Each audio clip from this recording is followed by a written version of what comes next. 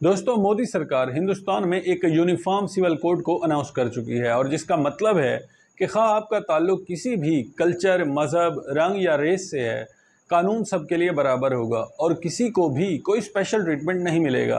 दोस्तों, इससे पहले हिंदुस्तान के पहले प्राइम मिनिस्टर पंडित नेहरू जी भी इसके लिए कोशिश कर चुके हैं, मगर वो इसमें नाकाम रहे थे। और दिलचस्प बात यह है कि उससे भी तकरीबन 400 साल पहले शहनशाह हिंदुस्तान बादशाह अकबर भी इसकी कोशिश कर चुके हैं, मगर वो भी इसमें बुरी तरह से नाकाम रहे थे। तो दोस्तों, ये दिलचस्प बात इसीलिए है क्योंकि जो कोशिश अकबर ने की थी, आज वही कोशिश इंडिया के प्राइम मिनिस्टर नरेंद्र मोदी कर रहे हैं, जिन पर वो सबसे ज़्यादा तनकीद भी करते हैं। और ऐसा लगता है कि जैसे मोदी जी बादशाह अकबर का ही दूसरा जन्म हो। तो आखिर ये यूनिफॉर्म सिविल कोड है क्या, और नेहरू जी ने इसके लिए क्या कोशिश की थी, अकबर इसमें क्यों नाकाम रहा था और आज मोदी जी इसे क्यों लाना चाहते हैं, इसके क्या बेनिफिट्स होंगे और इससे क्या क्या मसाइल पैदा हो सकते हैं। और मोदी जी ने जो हवा बना रखा है कि मोदी है तो मुमकिन है, ये हवा भी कहाँ तक दुरुस्त साबित होता है, इसका भी पता चल जाएगा। तो आइए इस टॉपिक को ज़रा डिटेल में देखते हैं और गहराई से समझते हैं कि आखिर ये सब है क्या। वीडियो को लाइक कर दें, चैनल को सब्सक्राइब करें और बेल आइकन पर क्लिक करना ना भूलें। तो बढ़ते हैं अपनी वीडियो की तरफ। दोस्तों, अगर यूनिफॉर्म सिविल कोड की बात करें तो इसका मतलब है कि पूरे हिंदुस्तान में एक ही कानून लागू होगा। और अगर इसके बेनिफिट्स की बात करें तो तमाम कम्युनिटीज़ के लिए और हर मज़हब के मानने वालों के लिए डाइवोर्स का प्रोसेस सेम होगा और सबको फॉलो करना पड़ेगा। और अगर कहीं डाइवोर्स हो जाती है तो हस्बैंड को अपनी एक्स वाइफ को मेंटेनेंस के तौर पर कफालत करना लाजमी होगा। बाकी मर्दों की तरह मुस्लिम मर्द भी एक से ज़्यादा शादियां नहीं कर पाएंगे, जिसका मतलब है कि पॉलीगैमी पूरी तरह से बैन होगी। अगर जायदाद की बात करें तो प्रॉपर्टी में बेटों के साथ साथ बेटियों को भी इक्वल हिस्सा मिलेगा। मगर दोस्तों, इसके साथ साथ बहुत सारे सवालात भी हैं। मिसाल के तौर पर, क्या मीट कंजप्शन और अल्कोहल पूरे हिंदुस्तान में बैन होगा?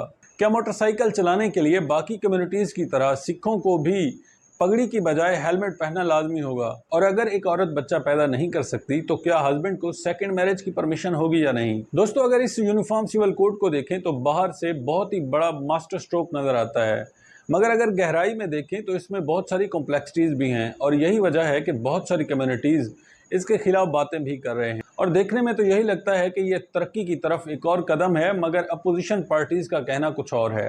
ये किस किस्म की तरक्की है? इन कम्युनिटीज़ का मानना है कि हिंदुस्तान एक यूनिटी एंड डाइवर्सिटी है और अगर यूनिफॉर्म सिविल कोड लाया गया तो उनकी इस डाइवर्सिटी को ख़तरा होगा। अब इस यूनिफॉर्म सिविल कोड को समझते हैं। दोस्तों, यूजुअली कानून तीन तरह के होते हैं: कमर्शियल लॉज, क्रिमिनल लॉज और सिविल लॉज।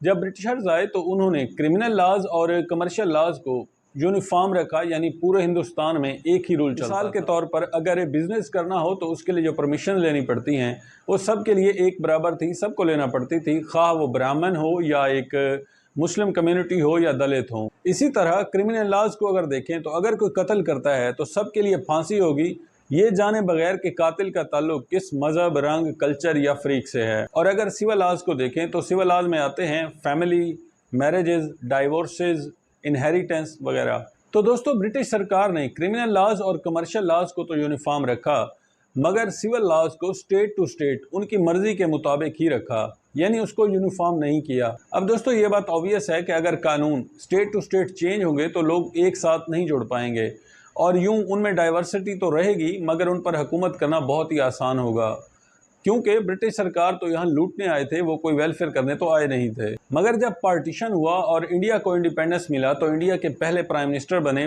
पंडित नेहरू जी, और उन्होंने हिंदुस्तान में एक यूनिफॉर्म सिविल कोड लाने की कोशिश की, मगर वो इसमें बुरी तरह से नाकाम रहे क्योंकि उन्हें मुस्लिम्स को एक्सेप्शन देना पड़ा।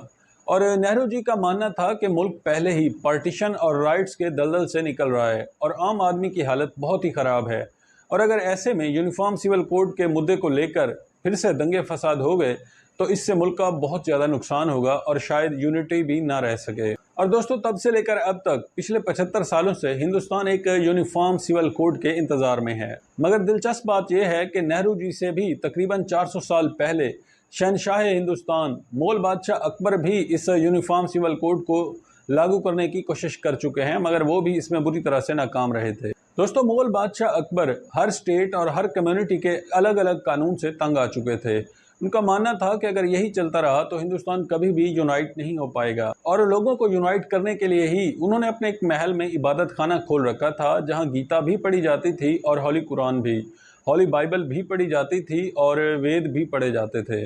बादशाह अकबर ने हिंदुइज्म, क्रिश्चियनिटी, ज़ोरोएस्ट्रियनिज्म और मुस्लिम समेत तमाम कम्युनिटीज़ से स्कॉलर को बुलाया और उन्हें एक ऐसा कानून बनाने का टास्क दिया जो सब पर लागू भी हो और जो सबको काबिल कबूल भी हो। तो इन तमाम स्कॉलर्स ने मिलकर एक कानून बनाया जिसे अकबर ने नाम दिया दीन इलाही का, और उसे 1582 में पूरे हिंदुस्तान में लागू किया। इस दीन इलाही में पूरे हिंदुस्तान में शराब पीना लीगल करार दे दिया गया और हिंदुइज्म के वेजिटेरियन फलसफे को अडॉप्ट किया और जानवरों को ज़िबा करने पर मुकम्मल पाबंदी आयद कर दी। ज़ोरोएस्ट्रियन से आग को मुकद्दस करार दे दिया और कैथोलिक क्रिश्चियनिटी से मॉन्क्स बनने को पूरी कम्युनिटीज़ में लीगल करार दे दिया। मगर दोस्तों, ये कानून नहीं चल पाया और ख़ुद अकबर को इस कानून को रिपील करना पड़ा, क्योंकि इस कानून को मानने वालों में महज 19 या 20 लोग ही थे और इसके अलावा कोई इस पर राज़ी नहीं हुआ। दोस्तों, अकबर जैसा डिक्टेटर इस कानून को लागू करने में इसीलिए नाकाम हुआ क्योंकि उसने इस कानून को नाम दिया दीन इलाही का, यानी लॉ ऑफ द गॉड। अब इस कानून के खिलाफ तमाम कम्युनिटीज़ ने एहतजाज किया क्योंकि ये उनकी डाइवर्सिटी को ख़तरा पहुंचाने जैसा था। खैर, मुगलों के जाने के बाद जब ब्रिटिश एम्पायर आया तो उन्होंने भी इन सिविल लॉज को नहीं छेड़ा, और जब पार्टीशन हो गया तो पंडित नेहरू जी भी इसके लिए कुछ नहीं कर पाए।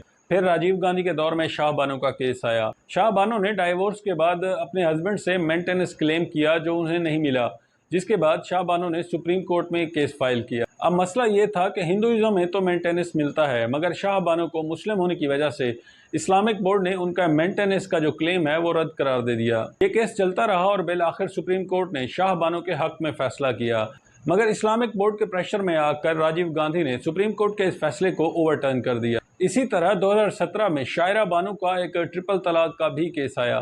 तो दोस्तों, इस तरह के मसाइल चल रहे थे, और कोई कितना भी कहे कि हिंदुस्तान एक यूनिटी एंड डाइवर्सिटी है, मगर सच यही है कि आज हिंदुस्तान को एक यूनिफॉर्म सिविल कोड की ज़रूरत है। और ये बात भी अपनी जगह बिल्कुल दुरुस्त है कि हिंदुस्तान में इतनी डाइवर्सिटी है कि इन पर एक कानून लागू करना बहुत ही मुश्किल है।